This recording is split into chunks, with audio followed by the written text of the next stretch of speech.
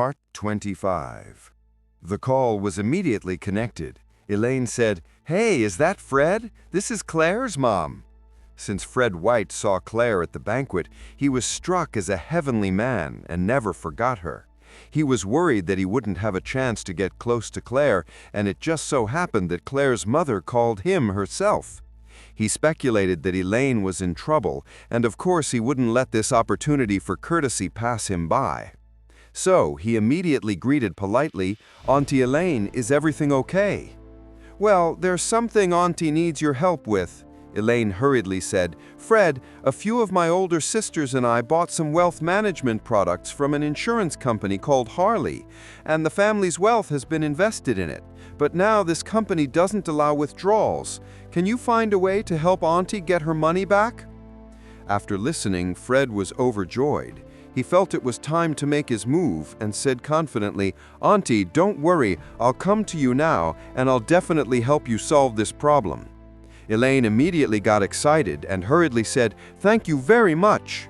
Hanging up the phone, he looked at Charlie again and said angrily, "Some people don't have any abilities, just can't rely on it. Apart from shouting two slogans, what's it for? It's completely useless." Charlie sneered after listening. This mother-in-law was really arrogant and blind. He called Fred White for help? This company has defrauded at least tens of millions of rupiah or more. Those who dared to defraud so much money must have very powerful backing. They may even be high-ranking members of the underworld. How could Fred White allow a scammer to squander money? The White family's power is mediocre. After the Emgrand Group terminated its partnership, its power has dwindled.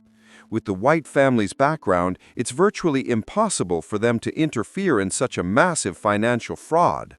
In fact, this small problem could have been solved immediately by calling Isaac Craven from Shangri-La. After all, he is the spokesperson of the Wade family in Oris Hill, and every Oris Hill businessman or big black and white figure must give him enough face. But my mother-in-law is truly hateful. Since she trusts Fred White, let him help her. Let's see what he can do for her.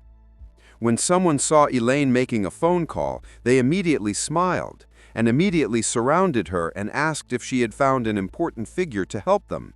Elaine proudly said to a group of old women and men around her, "Don't worry, I asked the eldest young master of the White family to come and help us. He will make a few calls and our hard-earned money will be returned with hope."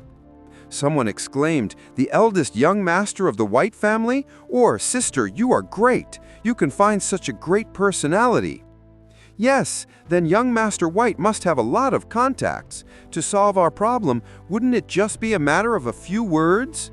Brother, since you have such good contacts, why don't you marry your daughter to someone like him, instead of giving your daughter to such a piece of shit?" Elaine glanced at Charlie disdainfully and snorted coldly, "This kind of trash will be swept away by our Wilson family sooner or later." Charlie didn't say a word, planning to wait for Fred White to come, see how he hit the wall. Soon, a black Porsche slowly stopped in front of everyone. A young man in a suit and leather shoes with a talented appearance got out of the car. "Fred White is here." The old men and women around sighed. "Oh, look at these people. This is a young talent. Good son-in-law. I don't know whose daughter will be lucky in the future to be his wife."